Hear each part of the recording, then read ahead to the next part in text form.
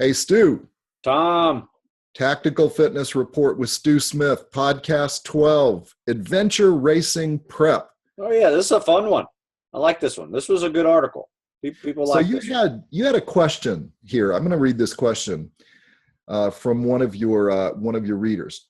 I'm a team captain of an adventure race team that is competing in a 24-hour race to raise money for programs that support veterans. It's a great cause. Yeah. The race is over 24 hours. Off-road involves map and compass navigation and canoeing, rucking, mountain biking. Is there any specific training program you would recommend to be as effective as possible with training my team?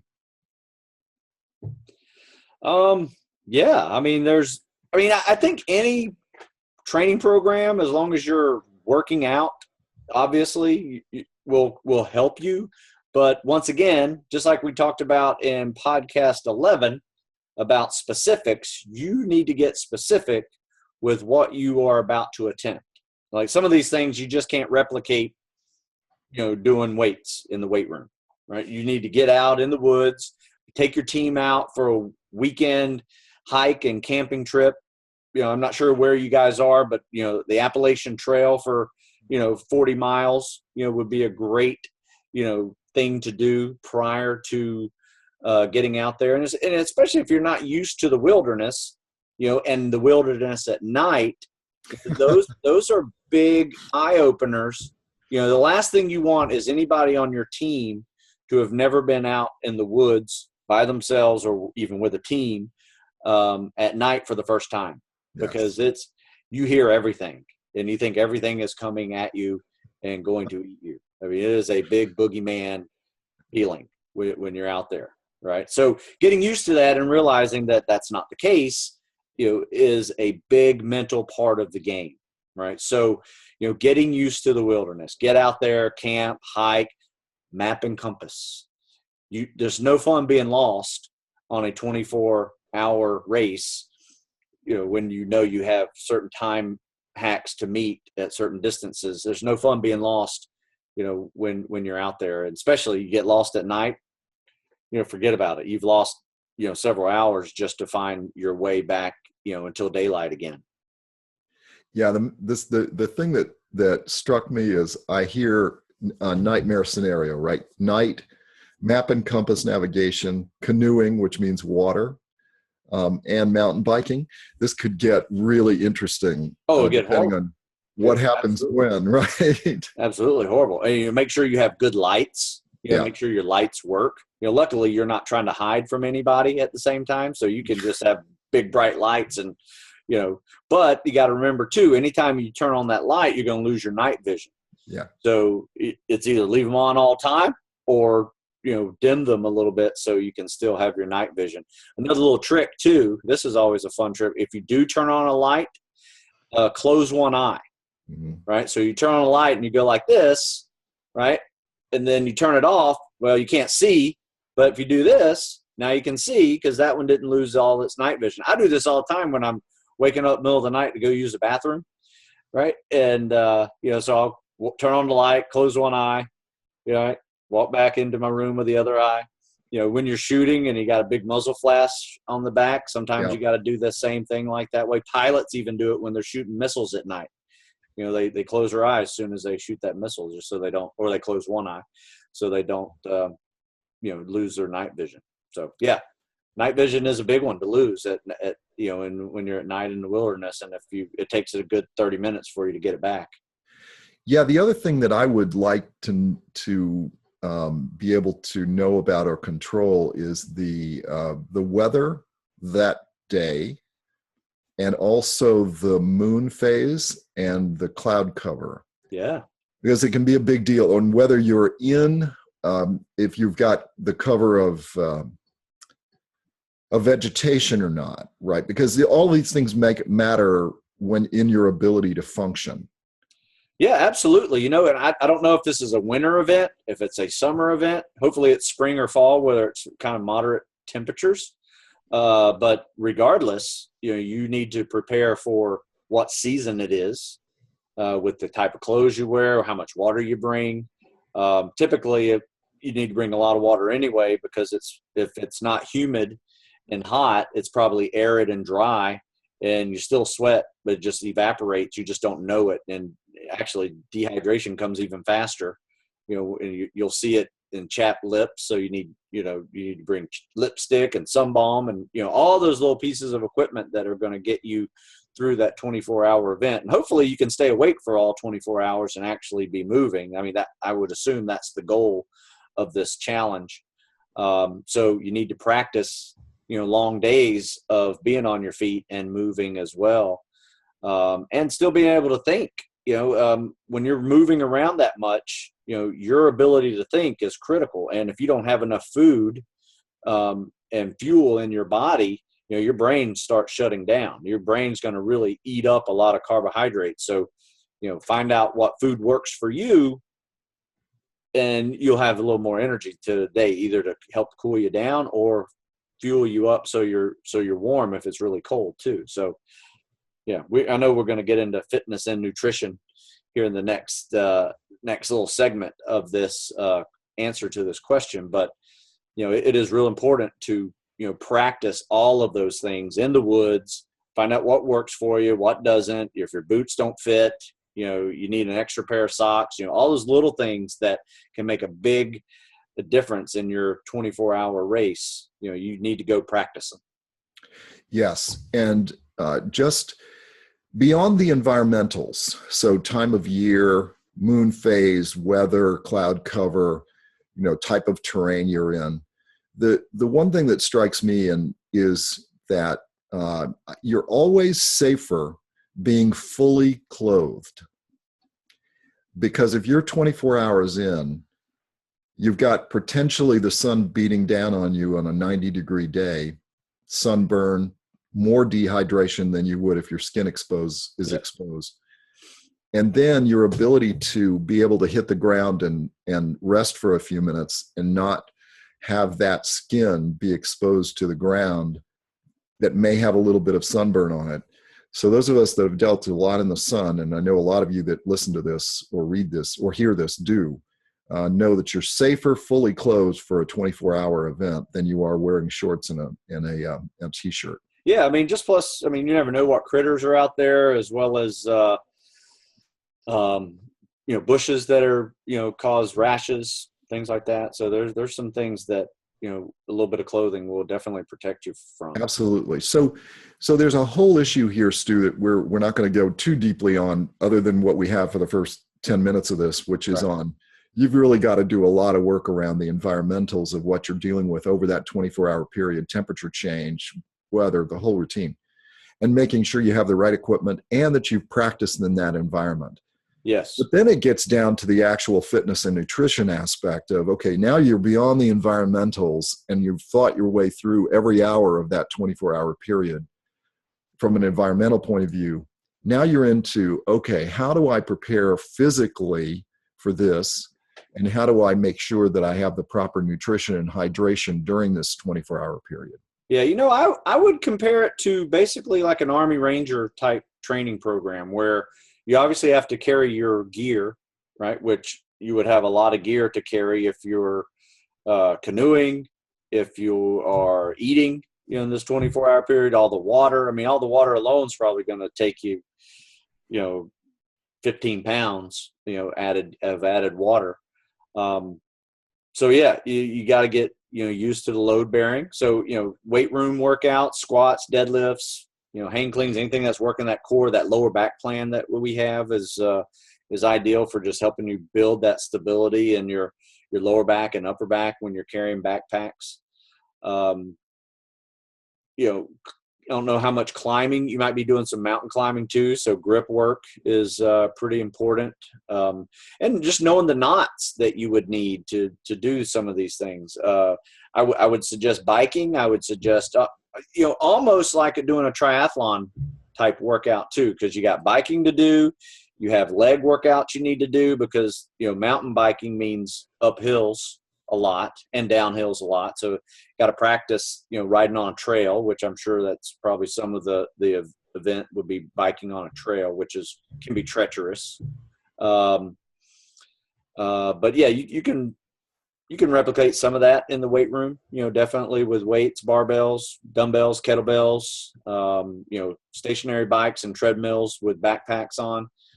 We do something we call Weight Vest Wednesday, where, I think that'd be a good drill for somebody like whatever you're doing that day. You're just wearing a weight vest the whole time. Might just be calisthenics, might be walking on a treadmill, might be riding a bike, but you're carrying gear, simulating carrying gear the entire time, make that a real long workout. But you can't do any of this without fuel, and your nutrition is critical, and you need to find out what works best for you in these situations by putting yourself in these situations. Where people screw up all the time is they see, oh, this is for guys who run marathons, and this is a guy who does adventure racing, and it's like this pack of goo or whatever, right, that's full of carbohydrates and sugar, which is great. You need that. But I've seen guys take it and then get sick 10 minutes later.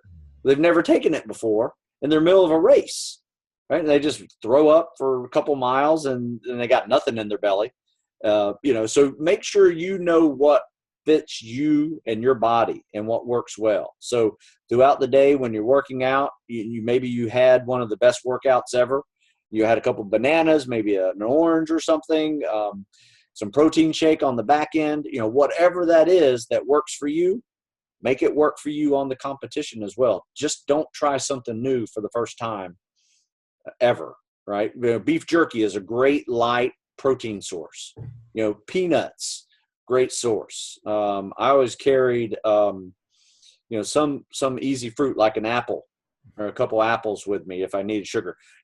Small candies even if you need sugar. I used to chew bubble gum, that had sugar in it, and just to get keep my lips moist and my mouth moist. But it got a few grams of sugar in your body when you think you need it. And little things like that can help a lot. In fact, there's this an article I wrote called the ABDs of nutrition, where it stands for after, before, and during your workout. What do you need to eat? You need to really take a look at the before and during part, of a 24-hour race. What you need to eat, because there's hydration issues or electrolyte issues. There's protein, carbs, fats, depending on what type of body that you have. If you're a fat burner, a lot of guys are fat burners with low carb diets. If that works for you, make sure that's what you have out there, right? If you're a carb burner, right, and you like to carb up before big workouts and races, make sure you're carbed up and you have plenty of carbs for yourself, during this trip. I like that phrase, Stu. I like that phrase of carbon up. I love carbing up. Absolutely. Yeah, there's nothing more fun than carbon up. I probably decreased my carbs significantly as I've aged. But if you're younger, and you're a carb burner, go for it. Your brain works off of carbs. I have found that since especially if you're in a high stress situation or a situation like this where you need to think and be able to communicate, and not only communicate but hear. You're speaking and listening at the same time, following directions and, ideas, and you got to get creative to get through certain places. Your brain needs to work optimally, and your brain works off glycogen, which is just your body's, what it does when it has carbohydrates. So yeah, you need carbohydrates too. Don't neglect them. Stu, one of the things that strikes me about this is getting ready for an event that is 24 hours long. And you and I both have the same reaction to this, right? This sounds like more of a 24-hour op than it does just a fun thing for a bunch of people to go do for 24 hours, right? But if you were going to do this, let me ask the question this way. If you and I said, all right, we're going to do what this fellow is going to do with his team, how long ahead of time would we start the training? That's a good question. I think that one, you need to be already in shape if you're considering this. If you need to also get in shape, you need to give yourself another 4 to 6 months of getting in shape, and then start the whole process of specifically training for this event.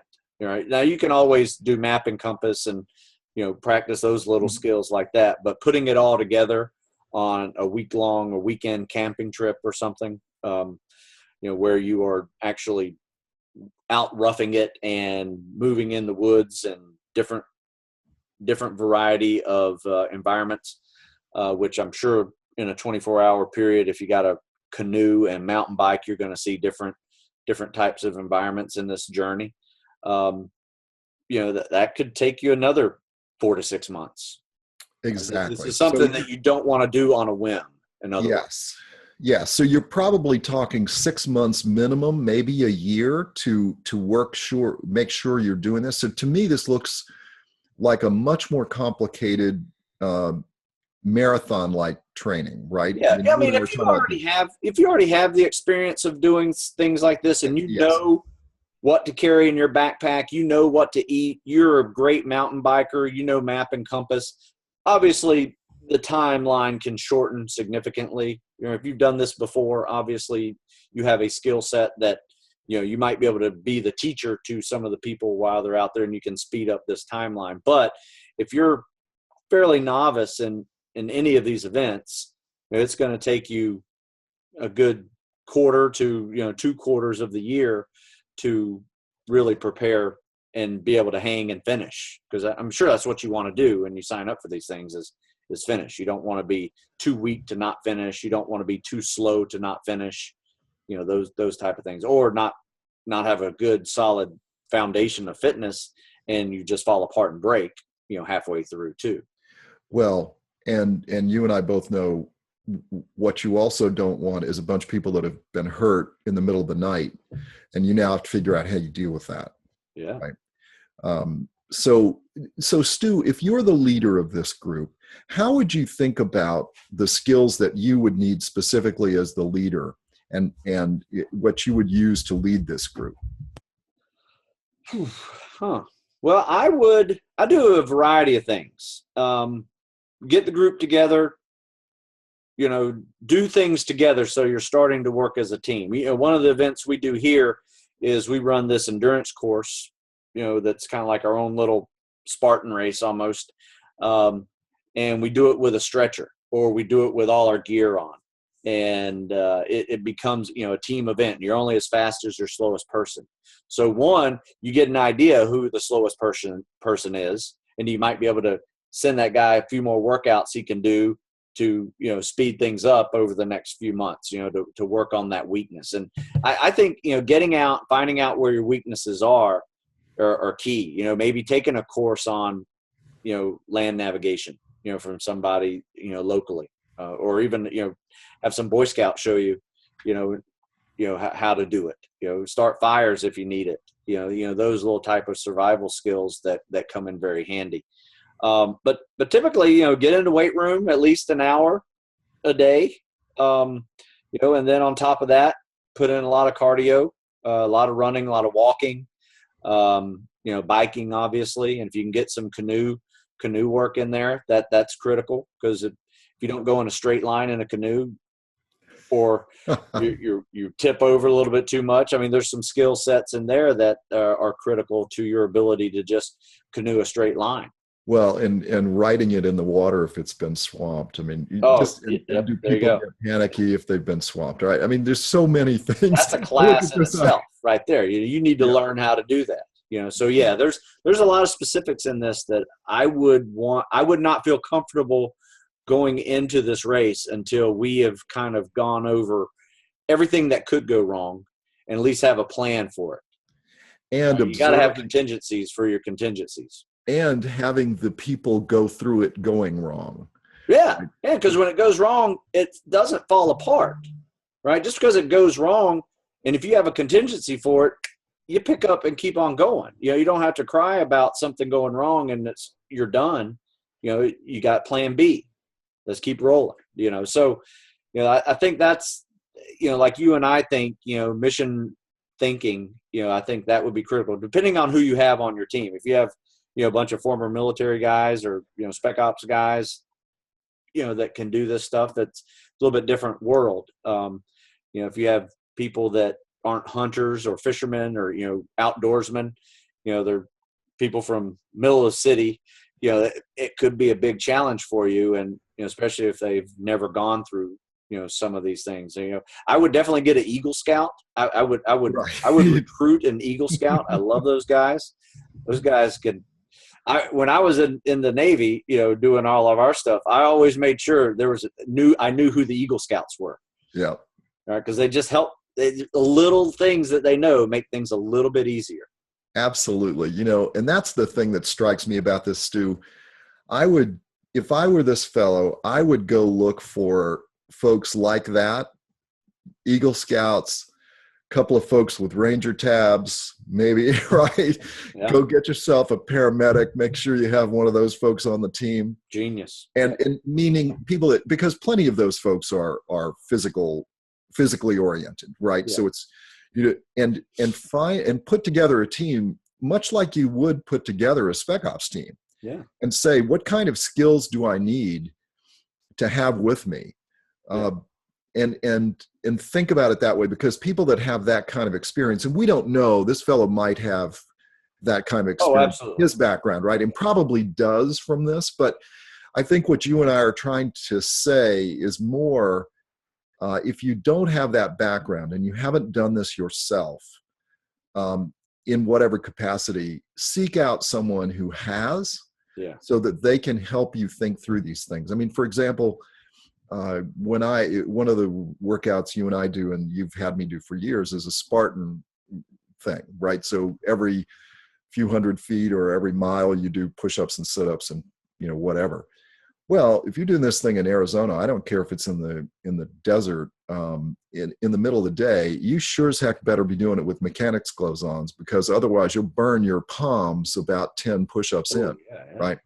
So learning those and that's a piece of equipment, by the way, I would have everybody wear as a pair of mechanics gloves, right? Oh, absolutely. But it's just that kind of thing that people who have done this stuff at that level, it would strike me that recruiting a handful of those people to your team to help those that haven't. And then it also strikes me, and you and I were talking about this actually earlier, I would treat this much like a marathon. You know what you have to do. You have to go run 26 miles. You have to run it at this time of day in this kind of weather. All right. A month before, you go out and run 20 miles in that exact environment, so that you see what it's like, and you see how your body reacts. You see what doesn't work. You see what does work. But you have a month to prepare and fix the things and recover in case you skinned yourself up or you hurt your feet or whatever. Absolutely. You have time to recover during that period and still be able to do the race. So I see it like a triathlon. You got a canoe, you got ruck, and you got mountain biking. That should be a major emphasis of your training. If you don't have a canoe, you should be pulling on something that looks like you're rowing a boat. Balance, working on your balance, rucking with weight, working on your leg strength and all that stuff. And then, mountain biking, once again, straight up a hill with a mountain bike. That's hard. You might even have to walk and carry the mountain bike. So you need to figure out how to do that.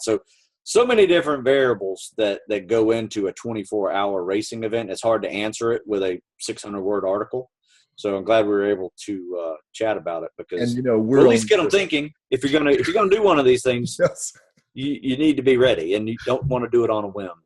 No, that is for sure. Stuart, is there any parting advice other than what we have talked about?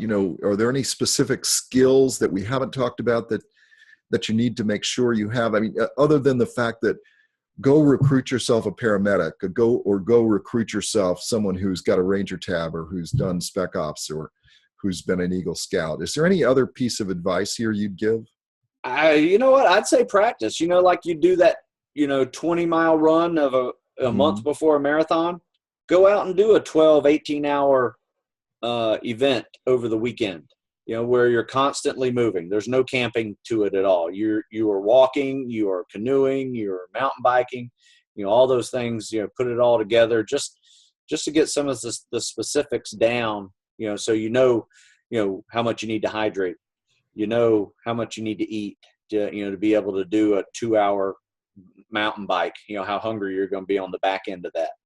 Yeah. And what works for you. If you got to do a canoe right after a mountain bike and you get seasick, you might not want to eat that much.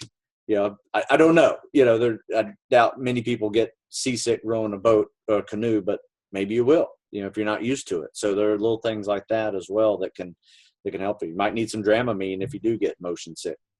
So like I said, you got to get out and practice. Absolutely. And I know that's not what this person wanted to hear, right?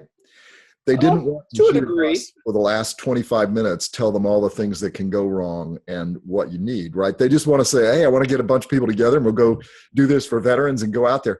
The problem is that you and I look at this and we say, just like I guarantee you that the first responders are sitting here hearing the same thing going, oh my God, oh, yeah. we better stage up here, because the things that can go wrong. And even the thing about, there's a distinct reason why I said 1 month, because the moon phase, and because you're half of this thing's going to be done in the darkness, or hopefully not half, depending on the time of year. But there's so many things here.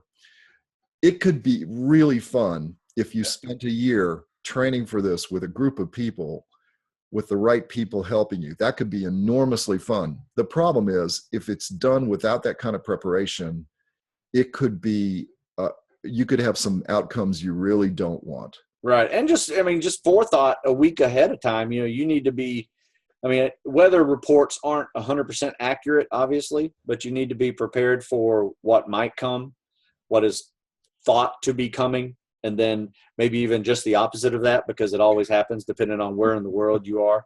I won't ever forget, I was in Colorado once, and I went to a restaurant, went in the restaurant, and I came back out, and there was like 8 inches of snow on my car.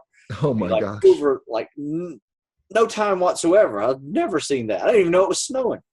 So it's crazy that weather can change real quick depending on where you are in the world, and you need to maybe get some intel on where you're going to be and type of weather it is year round there.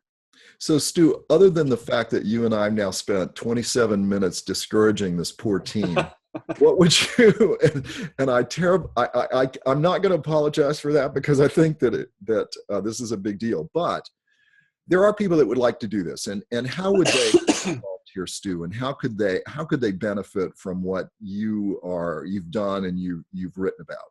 You know what? We like to do these things. We do types of races. A lot of times they are, 12-hour events or long. Well, you did one last weekend, didn't you?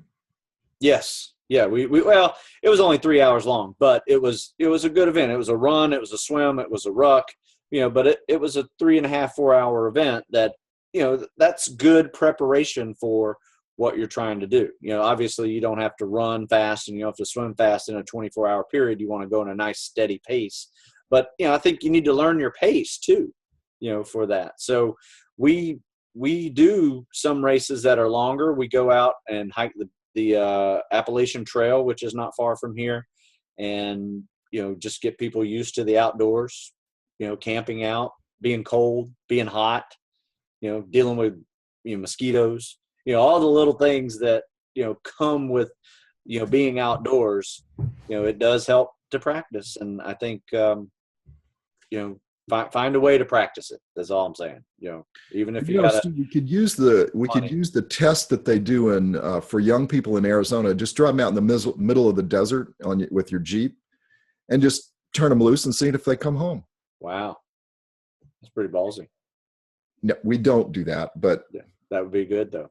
But there's some value in doing that. All right, bud. Well, we are out of time. This is Tactical Fitness Report with Stu Smith, podcast 12, Adventure Racing Prep. And we apologize if we discouraged you. I think that's motivation, Tom. Good. You gotta be prepared. You gotta prepare for it and have a contingency. So, that's what this is all about. So, all right, pal. But thank you, Tom, for good to see you, pal. Putting this on, and we will see you on the next podcast. Later.